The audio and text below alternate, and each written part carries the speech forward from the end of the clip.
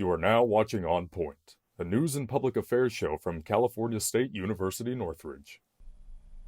Hello, and welcome to On Point. I am your host, Brianna Small. Mental health continues to affect college students everywhere. The transition to college life can be overwhelming for many young adults as they navigate academic pressures, social challenges, and independence. Please welcome Bea Barros. She is a mass communication grad student who will share her mental health experiences and how she copes with life's stressors in her academic and personal life. Thank you for being here with us today, Bea. Thank you for having me. Now, as you say, you are from Brazil. Yes. How is it coming from all the way from Brazil to an in-states college? It was a different routine when I first started here because college life and the way the academics are taught to us is very different. Here we started having homework and I was like, am I back in high school? But towards like the middle of my education here, I was like, no, that's actually very helpful. It makes me learn and repeat things that I'm saying in class, which is going to make me a better professional at the end of the day. So that was very different at first because it was only exams and just like, finals in Brazil. And I guess here we have a lot of practical stuff. And that is like where the fun part begins and the actual learning kicks in, at least in my opinion. And coming to an in-state school, did you feel like the tuition was lower? It was less stress? Like, how do you? Well, if you bring up finance with any international student, it's always going to be a stress. It's never going to be something easy to navigate through it. And I feel like the tuition was something that I expected. It's very expensive because I pay not only out of state tuition, I pay like out of country, which is like a little more than that. And, it's something that I cannot compare with like my peers because, even the ones that are not from California, because it's still like a very different world to navigate. So I would say the finance is always like something that it's very stressful, but thank God, I can go after scholarships and those things help a lot. And as you did say, you are a graduate student. When you first came here, were you nervous? Were you stressed? Anxiety? Coming here for the first time was a tryout. I came just as an exchange student. I hadn't transferred yet, but at the same time, I was like, you know what? I like this, and I was like, I want to do this. So I just had to come and live through whatever I had, and it was super easy. I'm very detached, so it was kind of easy to find myself in here. And I know like I said, with college students going through stress, anxiety, and depression, and mental health, how is your mental health? Well, as a graduate student, I would say that my mental health is a little more complicated than when I was in my undergrad. I know that it's like, right now, it's a lot that I have to do, and it's a bigger pressure because I'm writing not just like a senior project, I'm doing a thesis, I'm doing a project. I'm like putting over a year of my life into this project and into like this thesis and everything that I'm writing. So it's something that I really wanted to people look in the future. So it's not something that I'm just going to brush it off and just do it. But I would say that being in my master's is completely different than navigating my undergrad. In undergrad, I had like a lot of support, like friends. They are having the same subjects, the same topics. We were doing similar stuff. But as of your master's, like everybody has different interests, and that's why you go forward with it. So, like my project is totally different from everybody else in the class, and everybody is doing something different. So you're kind of on your own, but you also have like somewhat of the support because people know what you're going through because they are doing the same projects. And as you said, you're doing a senior project. Can you go elaborate that into more explaining what the senior project is and what it's about? Yeah, it's not exactly the senior project. Is a thesis in which I have to write like a very, very long paper with introduction and literature review, which is something that we don't actually see a lot in our undergrad. It's mainly something that we learn how to do it in grad school. Like the first semester and the second semester also, they prepare you to that. So it's very different. The writing, it's way more academic, and it's like you don't have to go around and, you know, fill in, put a lot of stuff. You have to like be straight to the point, but bring a lot of content. And I've been working on mine for a year now, and I decided to do about book talk and the rise of reading culture, which is something that I'm very interested in. It's something that I live every day of my life. I'm always reading a book, so it's something that like I said, you just choose whatever you want to do, that it's like of your interest. And I tell all my friends, I don't even know how many articles I read or how many pages I wrote yet, because like everything blends in, because it's very overwhelming. Like writing this thesis is so overwhelming, and I get it when people say that they are like, oh, I spent 1 or 2 years of my life just thinking about it. Because even if I don't have time, or if I don't have much time, which is my case, you always have that in the back of your mind, and you always like working towards, you like think of stuff that you're gonna research, things that you're gonna write about. So it's a very overwhelming, and it's like always in your head type of thesis, type of like learning. So, And as we are talking about mental health, how is your mental health today? well, today is a little better than yesterday, because I had one deadline pushed a little bit down the line, so that takes a bunch of stuff out of my shoulders, which is just in time for this conversation, I guess. But the last 2 days I've cried, because there's so much happening in my life, and you know, it's not just school, it's work and being international and having to deal with visas. And I know that like for most people that know me, it's like a repetitive thing that I keep saying, but it's the things that are on my mind all the time, and it never turns it off.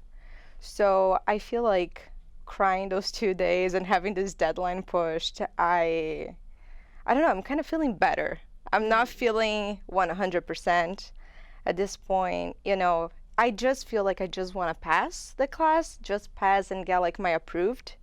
But deep down, I know that I want to do like the same thing that I had in my mind in the beginning, which is get another A. I'm like, you know, make not everybody else around me like proud, but myself, because on top of everything, I put a lot of pressure on me. And that's like totally on my fault, and I tried to work through that, but it's something that I've been doing, I guess, most of my academic life, and I know that I gotta improve on that. And another question I have for you is, being a CSUN student, which is also your grad student, Yeah. the resources that we have here with mental health and like the Oasis and everything, how do you feel towards it? I feel like people do not release enough information about it, like the college in general. So people are kind of lost when, you know, you have a friend, you're like, oh, just go take a nap in the net pods. Like, what? We have net pods? And, you know, it's very hard to, at least in my schedule, to find a time to go to these places. But I should, you know, it's like something that people should do, take their time and think more of their mental health. And I try my best. And I know that CSUN also has like some kind of therapy time, like 10 times while you study here. But was never able to use the resource, because half of the time that I was here, it was the pandemic. So I was back home. We'll be right back. My advice to all the fathers out there, they grow up way too fast for you to waste even a single precious moment. Welcome back to On Point. Our reporter, Warren Lopez, went out and talked to CSUN students more on this condition affecting college students across college campuses. Here is our package. prioritize like your you time, because if you just focus in school, then it's gonna be stressful. Like everything is gonna be stressful, and like if you focus on just getting like good grades, like it's college. Like you're not gonna get like straight A's, and it happens. Just putting in the time that you need, and just making sure you have that time for yourself too. There's no reason to complain about nothing. Like honestly, like people had it way harder back in the day. You feel me? They had it way harder back in the day, and y'all should just be grateful for the things we got now. But nobody's grateful no more. Everybody's like, oh, I need more, I need this. And, y'all should just be grateful. I mostly just make sure to carve out time for myself. I think that it's very easy for me specifically to get overwhelmed. And so I think that having those times where I can just be by myself or where I can go out and do whatever is very important to me. As long as you just believe in yourself and just kind of relax it out and don't push too much, I think you'll be able to do it. I'm usually active on campus. I've been joining the intramural basketball team. That's pretty fun with some friends. And then on the weekend, I guess I just try to go out, try some new food, and just have a good time with friends. From watching the package and seeing how students talk about mental health and the things that they do, and how a lot of students are ungrateful with complaining and not wanting to do things. What is your intake on that? My intake is, like I said previously, I came here, they gave me homework, and I was super thankful for it because it helped me being where I am right now. It doesn't seem much, but being a grad student at 24 is pretty cool, like we all would say. But I would say that dealing with those topics nowadays, they need so much caution. But I feel like it's easier said than done. Mm-hmm. If you say something, it doesn't mean that it's gonna work with other people, and whatever they say it's not gonna work on you. It might, but it's not something certain that's gonna happen. So I feel like everybody has their own coping mechanisms. So, yeah. I know for my mental health, I do meditation or listen to music or just take walks or just meditate. What is something that you do for your anxiety, your depression, mental health, and stress? Well, it's kind of funny because, like I said, I've been reading a lot of academic stuff. Mm-hmm. And what I used to do to calm myself down was read. And I feel like those two lines have intertwined a lot for the past year. I still love reading, mm-hmm. but it's not something that I'm gonna do to calm myself down in the middle of the week, because if I'm in working hours, mm-hmm. why am I reading that if I can be doing some work?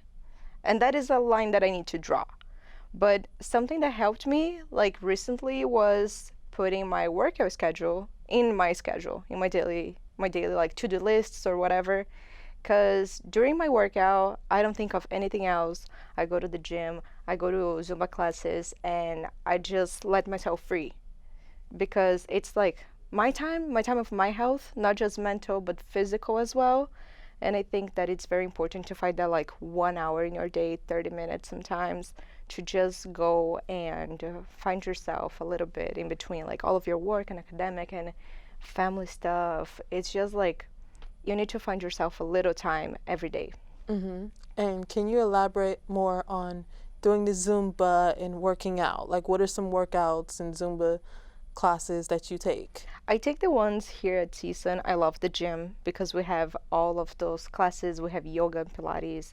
And then I also go and I work out. I made a friend that mm-hmm. we met in one of the journalism clubs, and then we saw each other again at the gym a few times, and then we're okay, let's just talk and see how it goes. And now we're friends, we go out, we also work out together. So it's very nice to have someone that understands how graduating is a very dense topic in someone's life, and we just talk about a bunch of goofy stuff that is just our time to work out and feel happy and work on ourselves, gossip around. Mm-hmm. But, it's just a fun time in your day. It's not any specific workout that you do. It's just the fact that you're doing something that it's not related to anything else. what is something that you would suggest students do for take time for themselves and time for their family? Like, what are some ways that you think with mental health and stress can help with them instead of having to worry about stressing over finals or over midterms or exams or special projects? What is something that you can offer or say that Maybe finding a new hobby. I also like to crochet, so whenever I'm super done writing my stuff and I'm home, I just get my yarn and my needles and I'm like, why not start crocheting right now? And then I can get back to that. I need like some time. I've been learning a lot doing this master's about my mental health. Is I have anxiety since I was like 14, 15, and I had like some attacks that they were similar to heart attacks, and that's not fun. And they were always caused like through school, mainly like when we had the pandemic, something else happened like that, and it happened quite a few times while I was doing this thesis. Like during the whole 2 years, I've had a few very dark times, and it's not fun, but we need to learn from those things and actually, make ourselves the most important thing. Like our education is very important. I always try to get straight A's, like the girl said. Like sometimes you cannot get straight A's, but we need to just like know that we are putting all of our effort without hurting ourselves. I feel like a lot of students, as we were saying earlier, they don't know about the resources that we have. They don't know about the OASIS, the mental health workshops, or just like events that different departments have. If you can go back and talk about like a time when, like you said, when you were younger, with mental health and stress, what is something that you would do? I usually went to therapy. And it sounds dumb, it sounds very Gen Z, like, oh my gosh, everybody goes to therapy and it's like a trend. But sometimes for people talking, it works. For me, I love talking. That's why I did journalism. And I know it's hard to open up at first, but whenever you start open up to someone else that has another viewing of your life, sometimes it's good, And when I'm not in treatment, they say like, just keep a diary. Pretend that you're talking to someone. So like in my diary, I don't like know dear diary or whatever. Like I pretend it's someone else, that I'm telling a story and I'm telling about my days without, letting the bad stuff come up a lot in my writing. I feel like that comes into your life, if you allow them. Thank you, Bea. We'll be right back.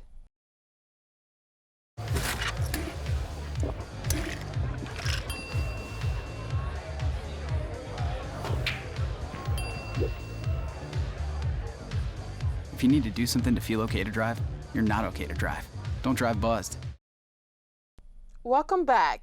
You're watching On Point as we continue our discussion with our guests, personal opinions on the challenges students have faced with mental health, depression, and anxiety. So, Bea. Yes. You currently work for KCSN. Yes. How was that? That was a big surprise that happened when I got hired, but it's a fast-paced environment. And even though I have like all these issues with mental health and like when things are due, I like it. I work better under pressure, which might not necessarily be a good thing, but it's what works for me. So working there made me better at it, better at knowing how to deal with stuff that was not in the schedule. So I'm usually the friend that says like, give me a week in advance, like whatever you guys want to do, because I need to plan. Because I have like such a busy schedule. I need to like change stuff around so I can have like a little time sometimes with my friends. And it's not cool, right? But it's something that I've been working on. And this work kind of taught me a lot about it, that we always have to make time for something new. So like if there's breaking news, you have to make space like in your newscast for it. And that's the same in your life. Okay. So, as you talk about with stress and with stress and mental health with KCSN. What brought you to working for KCSN? I started everything talking to the director, Tammy, when I was planning to start my own podcast.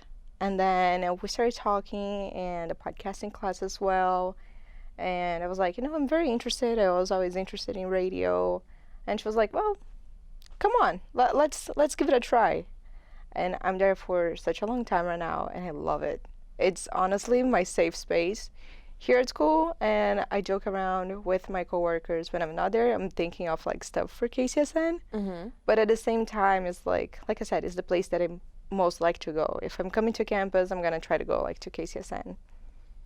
And as you talked about mental health with KCSN, can you elaborate on what KCSN is? KCSN is the radio station that we have here on campus. I think that it's very helpful for the students. We should shed more light on it because so many good things can come out of there. So many good people came out of there, even in my life. Some very good friends. So like when you have dark times, you think that you need to be alone. But at the same time, if you have like a support, like a professor, a boss, friends, people that you know, like it always makes things easier. So I would say that all the stress that we go under to make a newscast, it's rewarding when you see the project coming to life. Even when there is issues on air, it's like we're there to learn, right? And sometimes we learn stuff that it's not just for our careers, but to our personal lives. And being an international student, working at KCSN, would you say KCSN has been good for your mental health, or would you say it's been helping your mental health? Yeah, I would say that it's really good because it's something that I enjoy. It's a job, but I enjoy going there and I enjoy doing what I do. What it gets is I have a few other, jobs here and there, and those occupy my time, and that's what makes my schedule very busy. But KCSN is with me for so long, and I'm with them for so long, that it's part of my routine. It's something that I think it's gonna be kind of hard to detach myself, because it's a place that I go every morning, and I like the opening procedures, and you have like somewhat of an organizational list to go by, and I feel like that brings me like somewhat of like supporting there. But I also like the environment, the people that I met there. It makes it like things better. It's not a place that it's like a very heavy stress that gets me like crying, like my thesis. That's good. Thank you, Bea, for letting us know how it is working at KCSN. Yeah, of course. We'll be right back. Most areas will see lots of sunshine. 911. Stop breathing! It's my daughter. She's 17. Help her! 912 ambulance. 17-year-old female is Stand clear. She got that pill on social media. Oh, God! She's leaving for college next week. Fentanyl is death in disguise. One pill can kill. And you can't rewind. A message from the United States Attorney's Office, the Drug Enforcement Administration, and the District Attorney's Offices of San Bernardino and Riverside counties. Welcome back. You're watching On Point. As we reach the end of today's episode, we will hear final remarks from our guest, Bea. So, Bea, as you talked about how you had anxiety at the age of 14, what are some things that you do to relieve that anxiety? Like, do you go home and visit family? What is that like? I feel like I often tend to treat it myself, which is not always good, because when I have it, I get very nervous about everything. I start shaking, and I just want to go like into the rabbit hole and cry. And that's what I tend to do. And sometimes, like, if a friend sees me, like, people know that they are like going to stop me, and they're going to be like, hey, B, let's talk. And like, sometimes, like I said, talking and communication are super important for me. So just having this chat of someone trying to like ease my mind out of like the whole paranoia and things that are going through my head, it's something that helps me. And I know that it's not effective, but I feel like every time that I cry, all the tears, they're like stuff that are leaving my body, and I'm like, we don't have like any more relations, like get out of here, we are not like having this again. And like I said, when I was super young, it was way worse because it was like literally almost 2 heart attacks. I had all the symptoms people usually have, and that was something that got me and my mom very worried. But like I said, with therapy and everything, talking and writing are things that like helped me a lot in how to ease my anxiety to not become that again. And as you've been going through your mental health, have you told your parents about it? Like, have you told them like, hey, I'm been going through mental health, I've been having like anxiety? Like, how did your parents feel about your mental health? I feel like I try not to worry them. You know, like I'm here, they're in Brazil. If it's something that it's not going to perpetuate through like my whole week, or like it's a dark time that it doesn't have like a long stretch, I don't need to worry them about it. I can easily like try to fix it myself. And it's another thing that I put on top of like my stress, but it's the way that I figured out the best way for me to come out of like this whole anxiety thing that I have, like my anxiety attacks. It's something that I want to treat it by myself. You know, I want to be like enough, and yeah, I always try to calm myself down, you know. That's my little secret. But if you're open to help, and you know, like you have family that it's open to be like by your side, and it's your style, do it, talk to them. But I don't like to be the like, oh, poor person, I'm so sorry they were going through that. I hate that. So that's why it doesn't work with me. And so the question I want to ask you is, how did your parents feel with you being an international student way over here in an in-state school and then being in Brazil? How did they feel? Oh, I told them way early in life. I was like, I was made to be in the US. I'm going to go there someday, and I'm going to try to stay, you know. My mom is like, yeah, I know. My dad had like a hard time. He often like, are you coming back to Brazil? I'm like, hell nah. I'm not coming back. That's not the reason why I battled through everything that I've been battling. You know, just like, oh yeah, well, let me pack my bags and go back to Brazil. No, it's something that I want to do, and I made it very public and very loud for them. It's like, I don't want to be in Brazil. I want to be in the US. So I'm trying every day. I'm paving my way here, and so far it's a very nice way that I've been outlining for myself. And I want to thank you, Bea. Thank you for having me. Letting us know who you are, and the depression, the anxiety, and the mental health that you've been going through now and since you were 14. Thank you for coming. Of course, thank you. I'm your host, Brianna Small, along with our guest, Bea Barros. Thank you for watching.